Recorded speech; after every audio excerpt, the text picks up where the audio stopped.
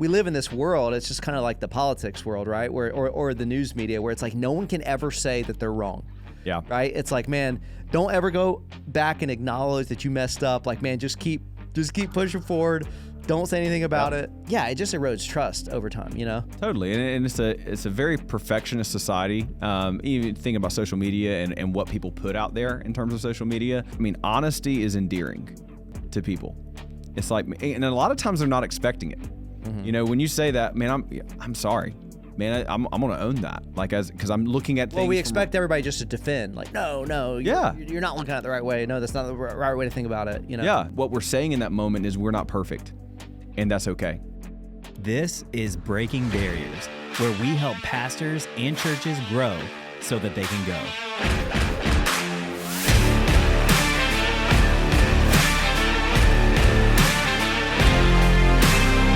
Hey everybody, welcome to the Breaking Barriers podcast. My name is Pastor Bobby, and I'm here with Pastor Brant today. And today's topic, what we're going to be talking about, is a leadership principle that I think is very helpful really in any leadership role, but I think this has a very, unique application to pastors, because I think for some reason, because, ministry, so much of ministry involves our faith, we can kind of get this wrong sometimes. And so I'll kind of intro what it is we're talking about, and we're going to have a good discussion today. So just a couple weeks ago, I was doing something with all of our staff where we're kind of reviewing how the quarter went, the previous quarter, and we're looking forward to the next quarter and what we're hoping to do and all of that. And I was reminded of Jim Collins' really great leadership book. It's called Good to Great. And in that leadership book, he basically outlines, hey, what makes the difference between a good organization and like a really great organization? And he wasn't just like making this up. He was going and looking and finding what he considered at the time he wrote the book, like what are really great organizations. And it's kind of like he was looking at nonprofits, for-profit. It wasn't like based on any particular industry, you know? Yeah. And one of the things that came out in that book is something that he called the Stockdale Paradox. And the cool thing is he actually went and interviewed this guy. Oh, that's awesome. Yep. You can go read about, he went and met him and, they kind of walked around and talked about his experience. But so Admiral James Stockdale, he was a prisoner of war in Vietnam for 7 years. And he was the highest ranking prisoner of war that made it out the other side of being a prisoner of war alive. And something that, he kind of brought out of that situation, I mean, thinking about being a prisoner of war for 7 years is wild, but something that he brought out was, man, the people that were just pure pessimists, like, man, we're never going to get out of here. This is never going to get any better. Like, man, they're not going to make it as a prisoner of war. Yeah. But the thing that I think is surprising is he said, man, the people that were optimists also didn't make it out, because here's what would happen with the optimists. They would always be like, man, we're going to be out by Thanksgiving. We're going to be out by Christmas. And what Stockdale said is that, man, many of them like died from a broken heart, because they the next day was always going to be like, man, when things were going to get better. And so the principle that he kind of brought out of that is like, man, you have to be able to balance having this unwavering faith for the future with the realism of like the current reality. And so to quote him, he says, you must maintain unwavering faith that you will prevail in the end, regardless of the difficulties, and at the same time, confront the most brutal facts of your current reality, whatever they might be. And Jim Collins uses Stockdale's example, and then he uses this, and he calls it the Stockdale Paradox. He uses this to say, man, really great organizations are able to do the same thing. They're able to constantly balance having a ton of hope around the future, but not denying what's happening like in our current reality. And I think there's a great application to church leadership in this, because in church leadership, I think we see this a lot. You know, we know that we're supposed to have faith in what God's doing and faith in his mission. And it could be hard sometimes to maybe say what it is that's actually going on, because we want to say, man, you know, God's on his throne. God is great. He's awesome. Yeah. Everything's going great. But sometimes things aren't going great. Yeah. And we need to be able to say, man, things are not going great right now. Yeah. You know, like, no, we have some real issues that we need to address. That doesn't mean we don't have hope for the future. Yeah. And we got hope for the future, and we have a vision for the future, but being able to kind of acknowledge, man, the current reality of where we're at, I think this is probably something all leaders struggle with. Yeah. You know, some leaders don't have optimism around the future. That's not good. Some leaders don't have reality around, man, where are we at right now? You know, so we're going to get into some principles, but I don't know, just kind of thoughts. Yeah, I think just kind of as a leader, realizing that we all tend one direction or the other. And so wherever you're at listening to this podcast, is just thinking about like just a fair assessment of where are you at as you listen to this. Are you the eternal optimist who's almost to the point of not living in reality because you end up losing a lot of leadership credibility? And the ability to actually make an impact, I think, can also dwindle because you're not actually living in the reality and dealing with what is actually going on. But then there's also leaders that are there that's like, man, if I'm honest, they're thinking like, man, I can only deal with the brutal facts, and they only think about the brutal facts. And it's almost this like, woe is me, or this kind of concept of always this almost a negativity in terms of their outlook. And no one wants to be led in that way either. And so we've got to realize as leaders, like we tend one way or another. And the actual need for good leadership is that we would hold those things together, that we'd be able to look out and accurately assess what's going on as needed to be able to determine what we do next as leaders. But at the same time, we would be able to say, hey, we do have this faith and we are going somewhere. And we can't lose that in light of maybe what some of the circumstances around us are going on. So I would just say as a leader, if you're listening to this, where are you coming from? Where are you starting out today? And as we jump into this, maybe begin to move your way towards the middle. Let this conversation begin to move you towards the middle. And we'll talk about kind of why and why it's important that we think about it this way. Yeah, that's why he calls it a paradox, because you have to be able to kind of hold both of these things in tension, and at the same time that you're acknowledging the current reality, the brutal facts, you have hope and optimism and vision around the future. We've probably all been led by somebody that maybe doesn't do this great, you know? Yeah. Like we've all been led by kind of maybe like the hype guy. You know, we're if you're first led by somebody that's like the hype guy, like you're awesome, everything's awesome, this is great.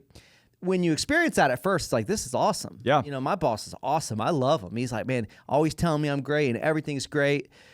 But after a while, you start realizing like, man, you kind of always say everything is great. So what about like, am I just getting fed kind of a line here? You know, like, am I, you know, like what's going on here? Or like you said, somebody that's like just constantly pessimistic all the time. Yeah. You know, it's like, hey, I get it. Yeah, we're facing challenges, like, but is anything going well? You know? Yep. And so the ability, I mean, for this guy, 7 years in a prisoner of war camp to be able to survive that. Yeah. And, you know, he said it was the defining moment of his life, even much later in life. He ends up writing and talking a lot about this and how it affected his marriage and just all of this stuff. Yeah. And so I think the principle is very powerful. I think it's very biblical too. Right? Yeah. To like, man, no, we will have ultimate hope and vision around the future because of what Jesus has done. But we can also acknowledge, man, if we're going through something tough, if we're going through a struggle, we can acknowledge that. So kind of want to go through 3 principles as to like why I think this is such a good paradox for leaders to be able to hold on to, and just talk about, you know, kind of how to apply this. And I'll say what the first one is. I'll turn it back over to you.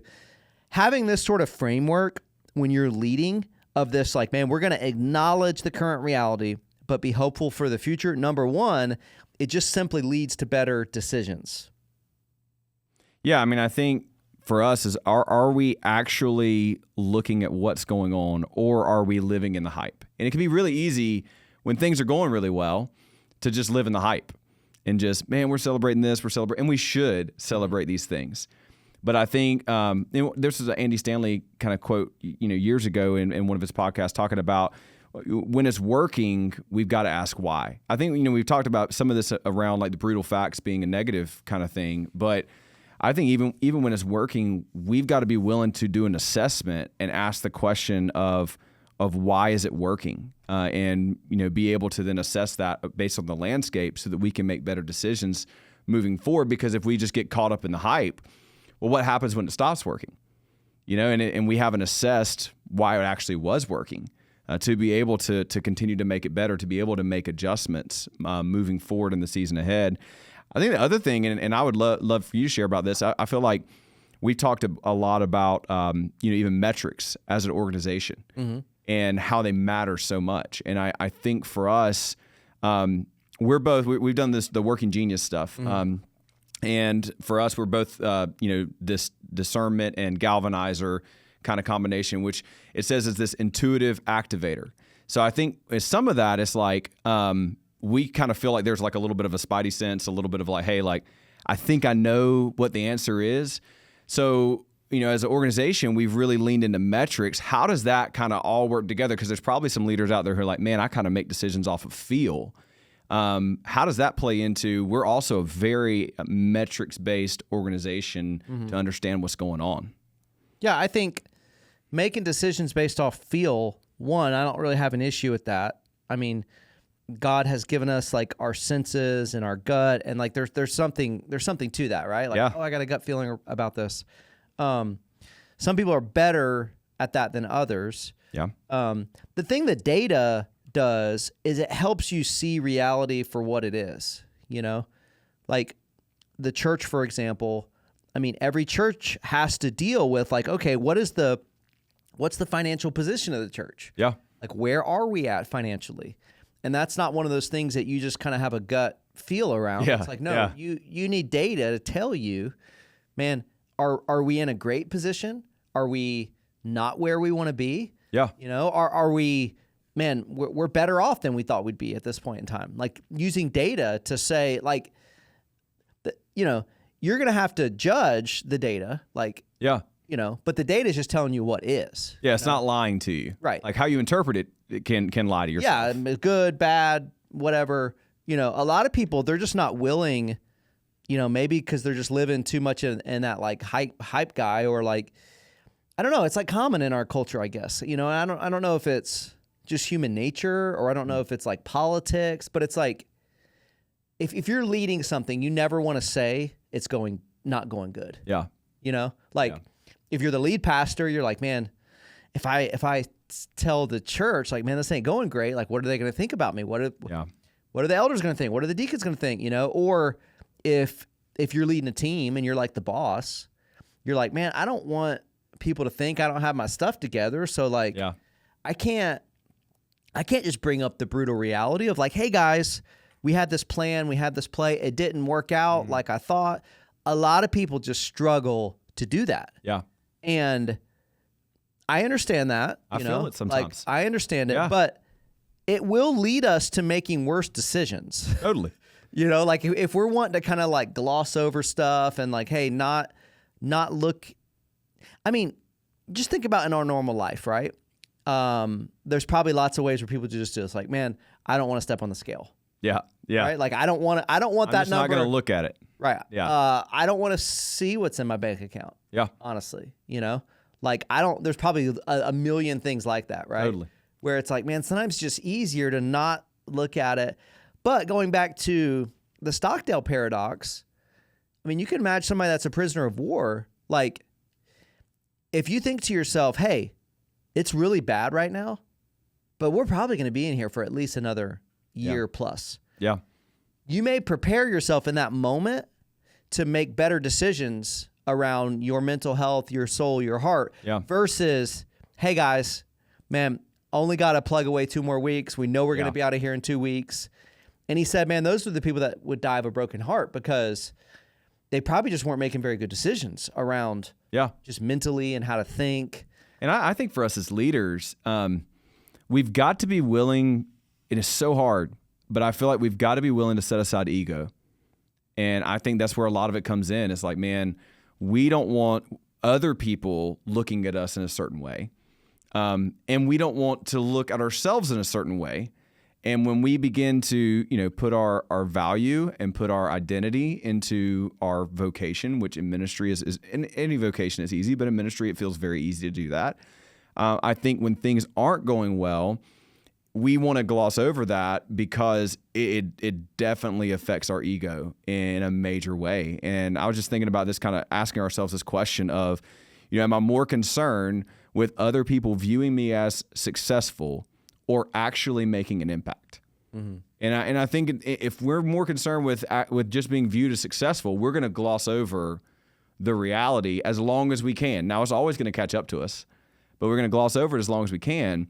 But if we're actually more concerned with making an impact, then we can say, okay, well, I can know where my identity lies, and I want to make an impact, so we can actually be honest about what is, and then make better decisions because we're actually talking about what is reality. And doing the work to uncover that. I mean, we talked about that even around some of the numbers within the church as we've been looking at scorecards and stuff like that of just asking the question of like, why is this the case? Mm-hmm. And being able to then assess like, hey, why do we think this trend is happening? Is not a trend that we understand. It's not a trend that maybe we like to see in certain areas, a lot of different metrics that we look at. And so, what is causing this trend and being able to do the work of uncovering that. And you've done a really good job of that in a lot of different areas. But I think for us, it's like if someone's not willing to actually address that it's an issue, or that they're something type of the reality they don't really want to live in or want to deal with, they'll never actually be able to get under the surface of it and actually see what's going on to then be able to assess and make a decision of, hey, here's something we can do to make a difference in it. Mm-hmm. Yeah, I think for me, because I think people are wired differently, I don't think I have any extra humility over anybody else. I do think I do this very easily, but I don't think it's because I'm in my character or anything like that. The way that I see it, you have some people, like if they had a blind spot in their life, some people would be like, oh my gosh, thank you so much for pointing it out. Like, great. Like I get to get better. I can't believe I had that. I had food in my teeth or whatever. Like, thank you for pointing that out. Only a friend will tell you if you have food in your teeth. Other people honestly would prefer that somebody doesn't point something out in their life. Yeah. Because they would just rather kind of live in that. Yeah. And for me, it's always like, man, if there is an issue, something under the surface or something that's right in front of us, I would much rather, like, it feels like a win to me that we see the issue. I'm like, this is a win because now we can do something about it. Now we can fix it. A lot of people don't naturally feel that way. No, you're right. Like a lot of people, when you point something out in their ministry or something's going on, they just in their heart and their soul, they feel bad about it, Yeah. And we got to figure out how to get over that because if you never want to look at it, you just make bad decisions around stuff. Yeah. Like if you're not ever like kind of looking at like what reality is. Yeah, and I think some of it, it's actually like it's a heart issue. At the end of the day, an unwillingness to look at reality for what it is with faith. It's really a heart issue. I think of this. There's a book I highly recommend it. Tim Keller wrote it years ago. It's Freedom of Self-Forgetfulness. It's a very short book, but he goes through 1 Corinthians 4, and what Paul talks about is basically like, hey, it really doesn't matter to me how other people judge me. He's like, I don't even really care how I judge myself because I've seen who I am in Christ.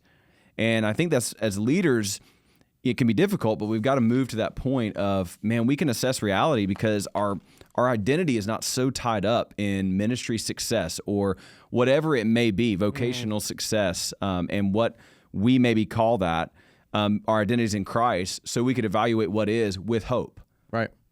The second principle of why I think this paradox is so useful, and some people are surprised by this, but it really builds trust with the people that you lead. Yeah. I have seen this over and over and over and over, and I don't know if this is just like because it's so different than like the political spin. Yeah. That's always happening in the world. I don't know why, but like, for example, one of the ways that I think we're dealing with this the whole paradox this year is like, man, we have a ton of like hopeful and vision around like giving here at Mercy Hill for the future. Yeah. But January, February, March, because we just moved into a new building, we just came out of a generosity initiative. February was lower than we were expecting it to be. Yeah. And we could have just said, okay, let's not look at it, right? Like, man, we're great guys. We're great. Don't worry about it. Yep. Just move on. Like, we just looked at it for what it was. And, I came and we talked to all of our, and I don't know, we have maybe 25 directors on our staff. And we share with our entire staff, hey, man, we're hopeful. This is what we're hoping to see. Yeah. And here's the current reality of like what happened in February. And you wouldn't believe it. I was surprised by this. People were coming up to me and just like, man, we appreciate you sharing that so much. Man, like I could just tell it was building so much trust with them. And people were saying, I was just surprised by it. They're like, we've been in other churches and it's like, they kind of don't share what's going on and maybe try to like cover up or hide what's going on. Isn't it crazy? The funny thing is, I don't feel like I was doing it out of any sort of like humility or special leadership principle. For me, I was like, hey, you guys, all of our directors, like, man, you are the ones that are responsible to steward the budget of the church. Yeah. So like, if we had a low month, I need you to know about it. Like I just saw it as like, why would I hide this from you? But you wouldn't believe the amount of trust it builds with people. Yeah, it's crazy. I think like, why are we so scared to say it out loud sometimes? It just feels like when it comes into different issues, whether it's a one-on-one thing and it's a, hey, there's an issue with a employee that we've got to work through something, or it's a whole like company-wide thing, marriage thing. I mean, any of our relationships, we get so scared sometimes to just say it out loud. And I think every time I feel like I look back at my life, when I kind of worked through some of that, and when I said it out loud and actually brought the thing up into the light with the individual, it was never as bad as what my mind ended up creating it to be. So your mind ends up running in these different directions. Well, what do they think about this? Or what about this? How will this person react? All of these different things. And it's like, man, the reality of being able to just say it out loud, it's not probably going to be as bad as you think it's going to be, as bad as you've made it to be. And it actually can work in inverse, where the thing that you thought was going to be, man, I'm going to lose leadership capital or whatever that may be. It actually gained you leadership capital because it builds trust of, hey, we're speaking transparently, not fluff, not flattery. We're speaking transparently about the way things are. I think it has to come from trust in some ways. So like if you're giving a critique to a staff member for their growth, like if they don't trust you, it's gonna not be received well. But if they do trust you and you've built that trust with them over time, you also have a responsibility to their development in that too. And we end up hindering their ability to grow. And if you never tell them those truthful things, I promise you long term they will not trust you. I agree. Because they will know, hey, so-and-so is the hype guy. Yeah. He always says everything's going great. She always says everything's going great. It'll be great at first, but long-term, they will not trust you. Yeah. Because they just know. Like, we all know. We all make mistakes. Totally. Like, we all mess up. We all make decisions around stuff. And looking back, hindsight's 20/20, it's like, that wasn't the best decision, Yeah. And if no one ever addresses that or acknowledges that, like... Well, it crushes. I mean, and what we're about so much is we're about developing people. Mm-hmm. And if we can't be honest about where things are at, how can we develop anybody? If all it is like, man, you're great, you're awesome, you're great, you're awesome, and there's never the moment, hey, man, can you kind of walk me through this? What were you thinking about this? Man, I think you maybe could have handled this a little bit better in this way. Man, I think this is an area of growth that we can work on and we can develop in. There's got to be that meeting in the middle of, hey, I believe in you, and man, I want to help you get where you're thriving. But at the same time, it's like, man, here's where we're at. Right. And, we're going to go somewhere. I'm going to help you get there. And you would just be so surprised on sometimes how just being honest around something can just de-escalate a situation, Totally. Like, I've seen this over the years with the church. Like, man, there can be crazy people in any church, right? Yeah. That come in and it's like they have all sorts of issues or critiques. And so I'm not saying like you just, anytime somebody has a critique, you're like, yeah, that, But there will be people at times where it's like, man, a staff member or a system of the church or somebody didn't get followed up with, or like somebody dropped the ball, right? Yeah. And somebody will get real worked up about it. And I've just seen this happen so many times.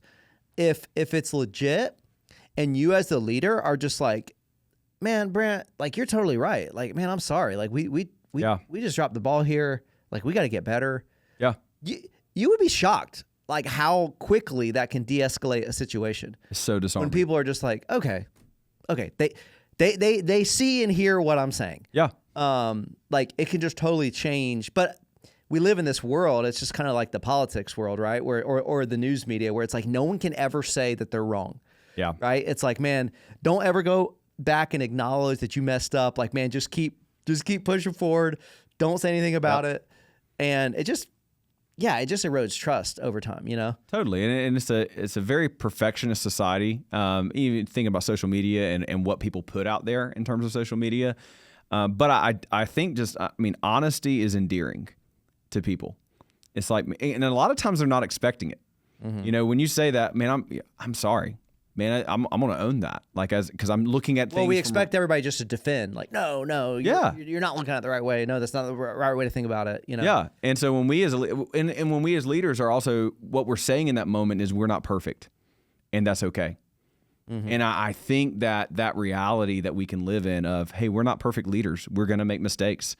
We're going to have misses. I think it is endearing to one another of, hey, we're all growing together. Right. The other thing is, as we move to the third principle, I would say, like telling the truth and being honest about the current reality. You actually cannot have hope for the future, at least for somebody else, and you can't cast vision for the future without honesty around today. Because if you don't, like people over time will not trust your hopefulness anymore, and they won't trust your vision, because they'll start seeing, hey, he never tells the truth about the current reality. Yeah. So when he pitches this big hopeful vision about the future, why would I believe something about this 5 or 10 year vision for the future if he never tells the truth about the current reality? It's true. Yeah. So I would just say it's kind of the foundation for being able to cast vision for the future. The third is I'll let you kind of take this over. It's actually just encouraging for people. Like, man, you do want to have this truth, but also, kind of the inspiration for the future. Yeah. Yeah. So I think, I was listening to a Tim Keller sermon the other day. Love quoting Tim Keller, right? But he was talking about Hebrews 11 and 12 and talking about faith, and that faith is actually like Christianity is actually the most factual, most reasonable thing to place our faith in. And so it's not that we're placing, like, people are just placing faith in something that they just completely don't understand. It's not an ignorance to it, but that is actually encouraging, because when you look at the evidence and you look at what's out there, you're trusting in something that you're actually, like, in the reality of what is, it's actually something worth placing your faith in. I think about that for a lot of different situations, but ultimately, we think about this in our life of what we're doing in ministry, what you're doing, whether, whatever vocation you're doing, but you think about this in reality to Christianity and long-term, right, eternity at stake. And it's like the reality of whatever we're going through, whatever circumstance, whatever the brutal facts are, like the reality is still, like, Jesus has paid every bit of your sin debt. He has given you new life in Christ, and you have eternity. You are headed somewhere with him. Like, the church wins, Jesus wins. And so, we get to live in this encouraging state, no matter what the brutal facts are. And I think, to me, like at a very macro level, that means more than anything else, right? And I think you can get into other situations of how this encourages people. I'd love to hear, actually, you kind of share what are some other maybe specifics of how this is encouraging, just understanding brutal facts, but also, faith and living in the middle of that is encouraging to people through situations. Yeah, I just think it's inspiring for people, I think, when it comes down to it, and you think of some of the, if you think of some of the greatest, like MLK's, like, I Have a Dream speech, or other world leaders or politicians, they often have what I'm talking about, where they have this, like, man, just wild optimism for the future in terms of where we're going to go. but they also speak to the kind of brutal reality of the present. Yeah. And I just think something happens in people when you acknowledge, you think it would discourage them, to acknowledge something. But I think a lot of times, like, it just kind of like helps people when you acknowledge what's going on. People are just like, okay, yeah, like, you see it. Now, if you acknowledge it and then like give them no better vision for the future or no hope for the future, it's like, man, that's the ultimate discouragement. Yeah. But if you can acknowledge, hey, here's what's going on, but man, I promise you, like, if we can help it, based on what God's going to do, like, man, we have such a big dream for the future of what God is going to do in this ministry. I know we're not seeing some of the stuff we want to see right now.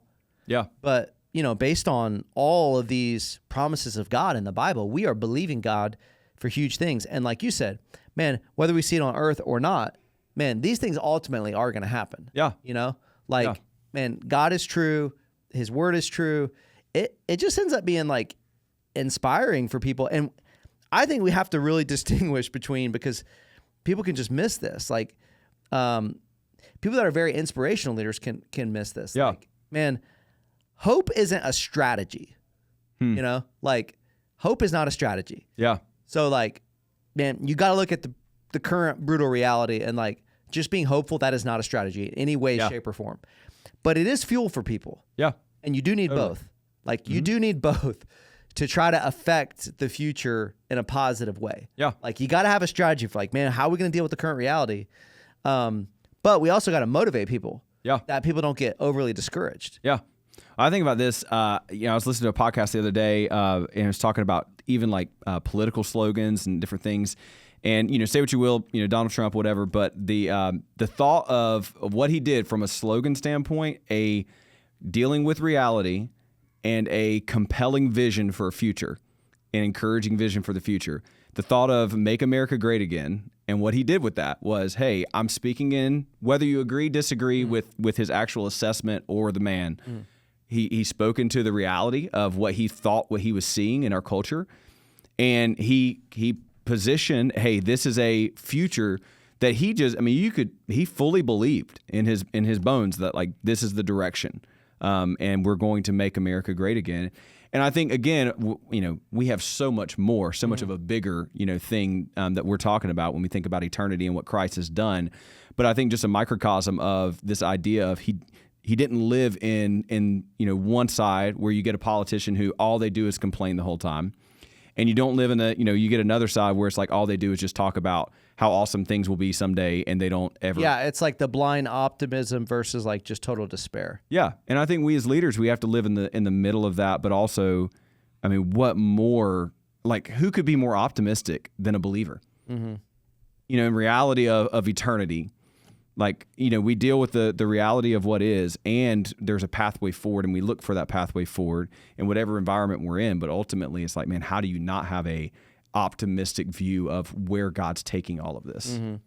Yeah, and just to kind of conclude, I think it's a great leadership principle, but I think it's such a biblical concept in many ways. Totally.